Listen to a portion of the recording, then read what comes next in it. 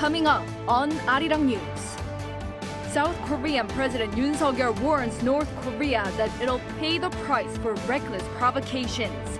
The warning comes as he tears up when calling out the names of the 55 fallen heroes who sacrificed their lives in 3 past incidents with North Korea in the West Sea.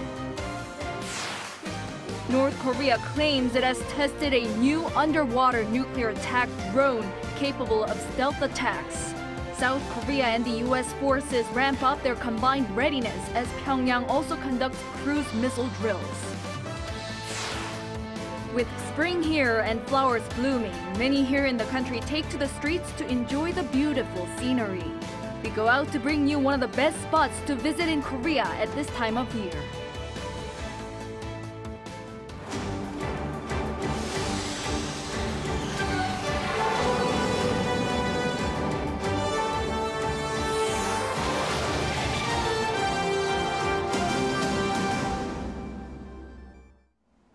Hello, it's 9 p.m. here in South Korea. Thank you for joining us on Arirang News. Every March on this West Sea Defense Day, South Korea remembers and mourns the fallen naval heroes who died defending the nation from North Korea's maritime attacks. Speaking at a ceremony today, President Yoon vowed North Korea will pay a price for its reckless provocations. Our presidential office correspondent, Oh Soo-young, leads us off. South Korea will radically enhance its 3-axis deterrent system capable of striking and taking out the North Korean leadership. That's according to President Yoon on Friday, observing the 8th West Sea Defense Day, which honors fallen soldiers who died defending the West Coast in fatal clashes with North Korea. Reading out the names of the 55 soldiers who lost their lives, Yoon made an emotional speech, commending their bravery and sacrifices in protecting the country's freedom. 우리 해군과 해병대 장병들은 연평해전, 대청해전, 연평도 포격전 등 수많은 북한의 무력 도발로부터 NLL과 우리의 영토를 피로써 지켜냈습니다. He noted that North Korea is advancing its nuclear arsenal day by day and conducting missile provocations with unprecedented intensity. Declaring that Pyongyang will surely pay a price for its reckless actions, the president said Seoul will dramatically bolster its 3-axis deterrent system, comprising preemptive strikes, missile defense, and massive retaliation against the North's nuclear and missile provocations. 북한의 무모한 도발은 반드시 대가를 치르도록 할 것입니다. Yoon also pledged to advance security cooperation with the United States and Japan. Since 2016, South Korea has commemorated the fallen West Sea heroes on the 4th Friday of every March. Maritime skirmishes triggered by the North include a naval battle in 2002, a torpedo attack in 2010 that sank the South Korean Navy ship ROKS Cheonan, and the North shelling of the border island of Yeongpyeong-do later that year. 서해수 용사들의 희생과 헌신은 대한민국뿐만 아니라 세계의 자유, 평화, 번영의 초석이 될 것입니다. Oh Soo-young, Arirang News. And our foreign affairs correspondent Bae Eun-ji explains more on the significance of West Sea Defense Day observed every year here in South Korea on the 4th Friday of March. On June 29, 2002, 2 North Korean patrol boats crossed the maritime border between the 2 Koreas. This led to both Koreas exchanging artillery fire in waters near Yeonpyeong Island in the West Sea. 6 South Korean sailors were killed. Then in 2010, North Korea again fired around 170 artillery shells at Yeonpyeong Island. 2 Marines and 2 civilians were killed, and more than a dozen were injured. Instead of an apology, Pyongyang blamed Seoul for firing first, which Seoul's military said was directed away from the north while conducting its military training. Also in 2010, the South Korean Navy ship, the Cheonan, sank following a North Korean torpedo attack. This resulted in the deaths of 46 sailors and escalated tensions between the 2 Koreas. Every year on the 4th Friday of March, South Korea honors the fallen heroes that died while defending the country's western waters in these 3 incidents. The government first established the West Sea Defense Day in 2016, to remember their devotion and to raise awareness about the importance of protecting the nation's maritime borders. 배은지, Arirang News. Meanwhile, North Korea claims it tested a new underwater nuclear attack drone with lethal strike capability. This seems to be in response to the combined Seoul-Washington drills. Our defense correspondent Kim Hyun-sung brings an expert analysis for more. North Korea tested a new underwater attack drone, its state media claimed on Friday. The report from Korean Central News Agency says that the weapon is nuclear capable and able to spawn a radioactive tsunami. The new drone reportedly cruised 80 to 150 meters underwater for over 59 hours in waters off the Korean peninsula's east coast until the test warhead detonated Thursday afternoon. The report claims the test was a success, proving its stealth and lethal attack capabilities. North Korea's increased weapons tests seem to be in direct response to the combined Seoul-Washington drills. As the largest combined amphibious landing exercise in 5 years, the Sangyong drill is set to kick off next week. The American top-class aircraft carrier, the USS Nimitz, will also arrive in Busan next Tuesday in a show of naval might and the two allies' unwavering commitment to peace. An expert from Korea Institute of National Unification, Hong-min, says that North Korea's recent weapons tests are a direct response to these exercises and show that their weapons aim to target the allies' weak points. Also, during the 11 days that Freedom Shield went on, the largest Seoul-Washington exercises in years, North Korean leader Kim Jong-un oversaw the regime's own weapons training for 6 of them. Expert Yang Mu-jin from the University of North Korean Studies says that this aimed to show off its own nuclear might and send a serious warning to the allies.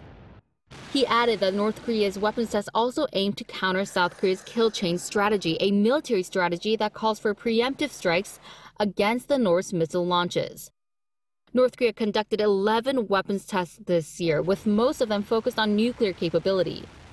Professor Yang says that North Korea will continue to show off its weapons might, with North possibly firing an ICBM at a normal angle sometime next month. Kim Hyun-sung, Arirang News. U.S. Forces Korea on Friday said it conducted the first training on how to deploy the remote launcher of its multi-billion-dollar missile defense system. This is the first time since its deployment in South Korea back in 2017. Deployment training for the Terminal High Altitude Area Defense, also known as THAAD, was carried out in conjunction with its Freedom Shield exercise with Korean forces. The remote launching system was installed last October and is expected to expand its defense range. This comes amid Seoul's push to finish the environmental impact assessment of the THAAD unit for its full-fledged deployment. South Korea's unification minister Kwon Young-se has proposed setting up a Seoul-Tokyo consultative communication channel with Japan's government officials. Minister Kwon, who is on a 4-day trip to Japan on Wednesday in Tokyo, met with Japanese Foreign Minister Yoshimasa Hayashi and Chief Cabinet Secretary Hirokazu Matsuno. During separate talks, Kwon cited the need to strengthen bilateral cooperation over North Korea's nuclear and missile provocations, an issue of the people abducted by the North decades ago. Seoul's unification ministry says the two Japanese officials responded by saying that they'll take the proposal into consideration. Kwon's trip comes following the Seoul-Tokyo summit aimed at mending long freight ties. The minister is set to return to Seoul on Saturday. Ukraine is looking to launch a counteroffensive in the near future against Russian forces in its border, and President Volodymyr Zelensky is urging his foreign counterparts to expand and expedite weapons to his soldiers. Yoon has the latest. As the war in Ukraine goes into its 14th month, the city of Bakhmut is the latest military hotbed. According to a high-ranking Ukrainian official on Thursday, Russian forces are now exhausted in this key strategic location, where Ukraine is planning to launch a much-anticipated counterattack very soon. Meanwhile, on Thursday, Ukrainian President Volodymyr Zelensky addressed EU leaders in a video, during which he urged Europe to increase and speed up its supply of weapons, as well as impose additional sanctions on Russia, saying otherwise the war could drag on for years and have a negative impact on surrounding European countries. If Europe hesitates, the evil may have time to regroup and prepare for years of war. It is in your power to prevent this. It is in our common interest to free Ukraine from Russian aggression this year. Earlier in the week on Monday, the British Defense Ministry confirmed it would provide Ukraine with armor-piercing rounds containing depleted uranium, to which Russia threatened to escalate attacks in Ukraine. On the same day, foreign ministers of the EU endorsed a plan to send 1 million artillery shells to Ukraine over the next year, which was approved for a fast-track purchasing procedure. This plan was given political blessing at a summit in Brussels on Thursday, where EU leaders held talks with UN Chief Antonio Guterres to discuss the scope of support, from additional military aid to Kiev to expanding sanctions on Moscow. We want to be a fully committed player when it comes to providing support. We want to act as Europeans in terms of producing, manufacturing ammunition and delivering ammunition to Ukraine. Ukraine will be hoping these supplies can shift momentum in Bakhmut, with a Ukrainian official suggesting a counterattack could come by the end of this month or by early April. Yoon, Arirang News.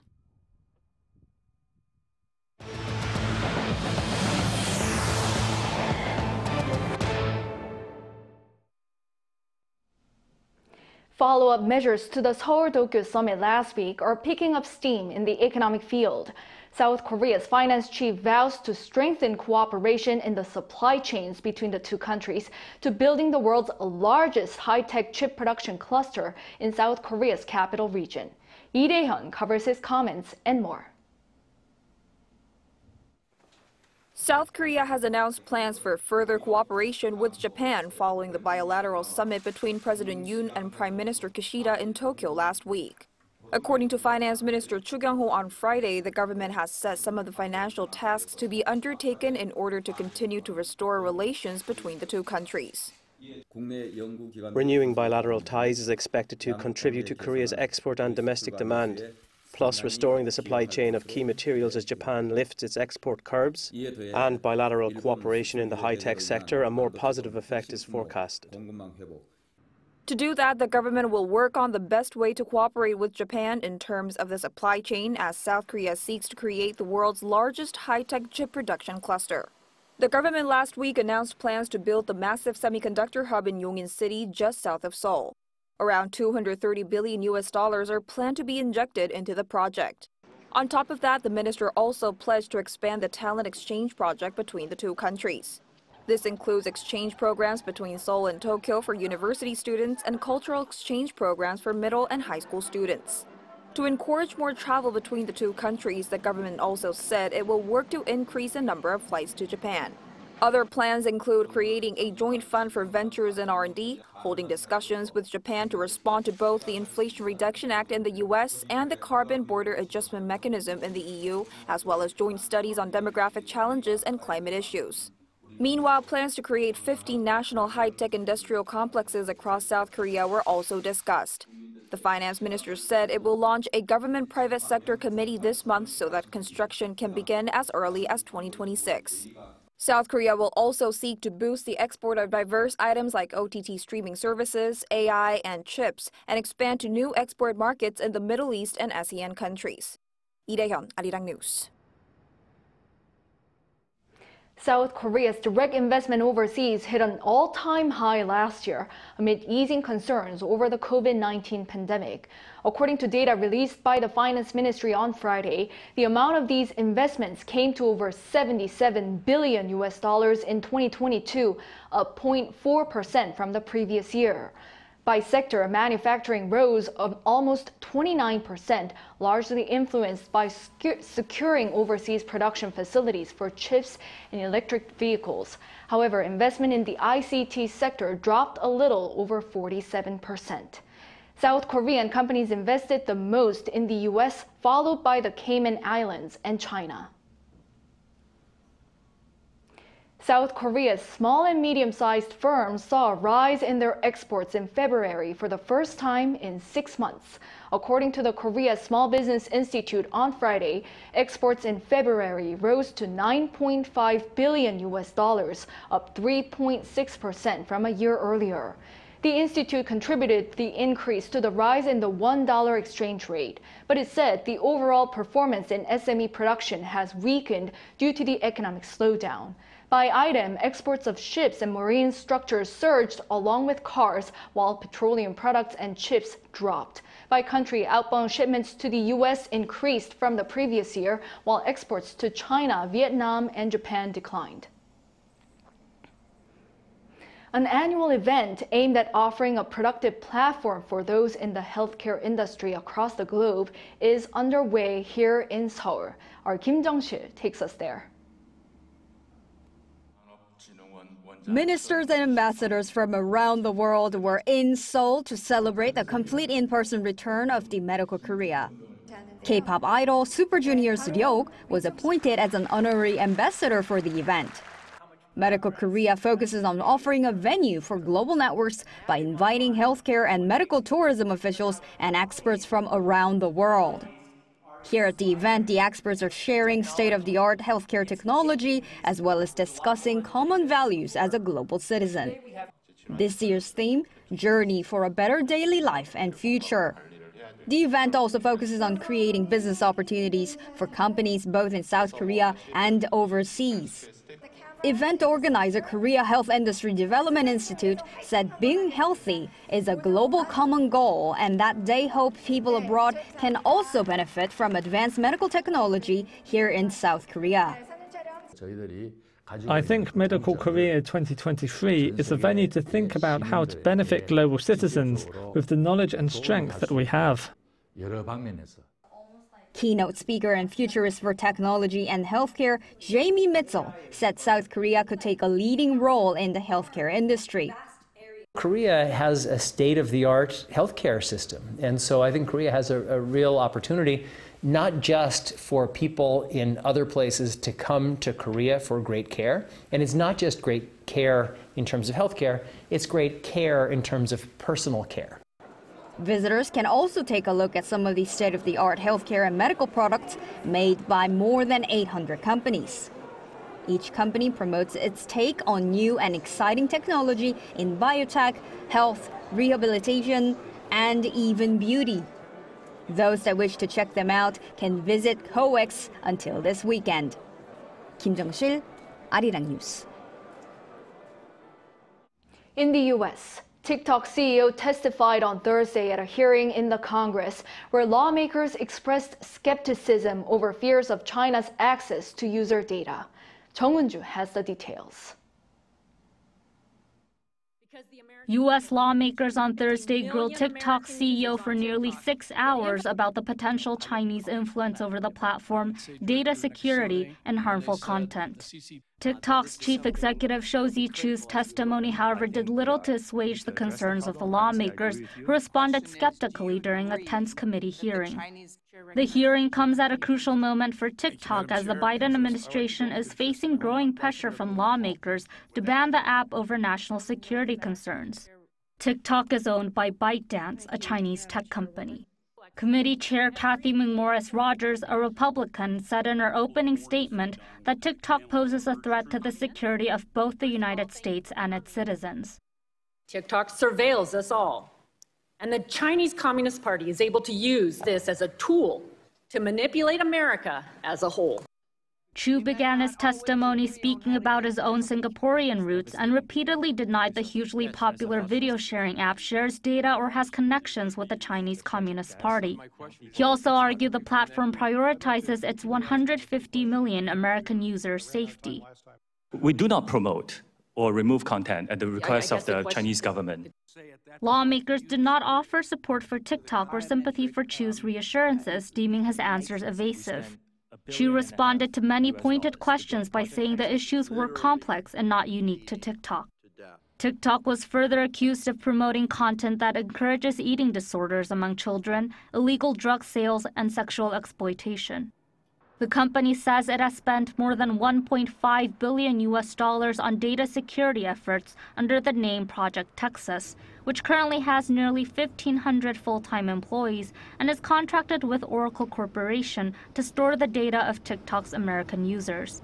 The recent testimony has added fresh momentum to calls to ban the platform nationwide. It's not clear how lawmakers will proceed after the hearing or how quickly they might move to pass legislation to strengthen the Biden administration's legal powers to ban TikTok. A complete TikTok ban in the U.S. would risk political and popular backlash from its young user base and civil liberties groups. 정은주, Arirang News.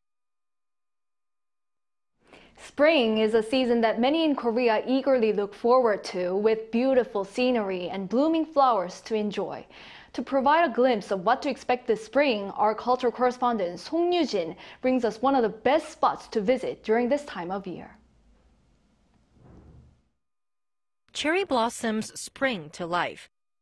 One of the best ways to enjoy this epic springtime scenery is by visiting the annual Jinhae Gunangje Festival taking place in the Jinhae-gu district in Gyeongsangnam-do province. The country's biggest cherry blossom festival is back in full swing for the first time in 4 years due to COVID-19. Though flowers are not in full bloom yet, this gorgeous sea of white and pink, made up by some 360,000 king cherry trees, draws an endless crowd. People here are taking photographs and just enjoying themselves under these cherry blossom trees. Because this is the first cherry blossom season without any virus restrictions, the festival forecasts an all-time high of 4.5 million visitors to visit, both from near and far. I decided to take a look around first because I expect not only local residents, but lots of people from all across the country to come. I want to guide them when they visit. It's our dream to see the cherry blossom, the Sakura festival, since we are little. We got engaged and married last year, so this is part of our honeymoon. Well, since we just got here, we cannot wait to take pictures and enjoy the... But it's just the beginning of the flower party. Flowers start bursting and reaching peak bloom from the south of the country. Spring flowers this year, including forsythias, cherry blossoms, and azaleas, are blooming 5 to 10 days earlier than last year. This is due to higher than usual temperatures, levels we've seen in mid to late April the year before. This means peak bloom, which is when 80% of the flowers are open, will happen much earlier this year. As for here in Jinhae, last year, flowers reached their peak on March 31st, so the local weather station predicts peak bloom to be earlier than that this year, sometime before April 3rd, when the Gunangje Festival comes to an end. So if you want to have some cherry blossom fun this year, it'll be a good idea to start planning now. Song Yoo-jin, Arirang News, Jinhae.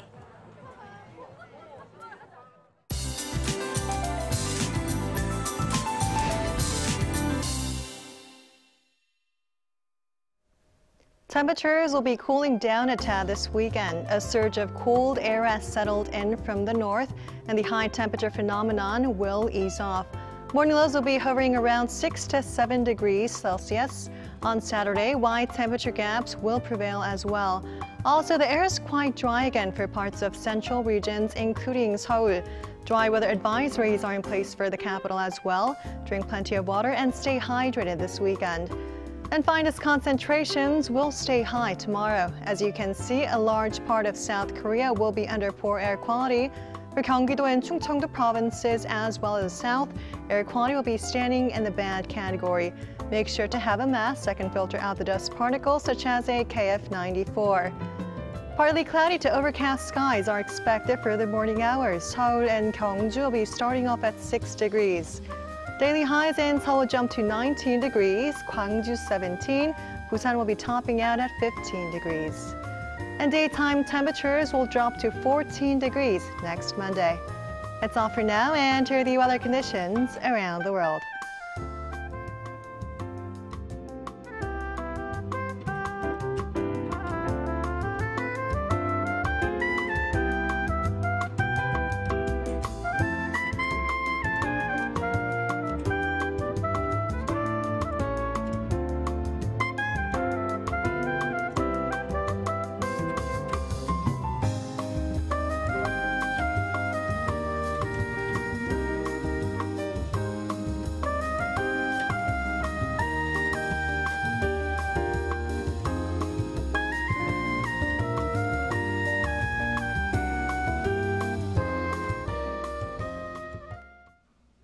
That brings us to the end of Friday's newscast. Thank you for watching. Have a great weekend and a good night.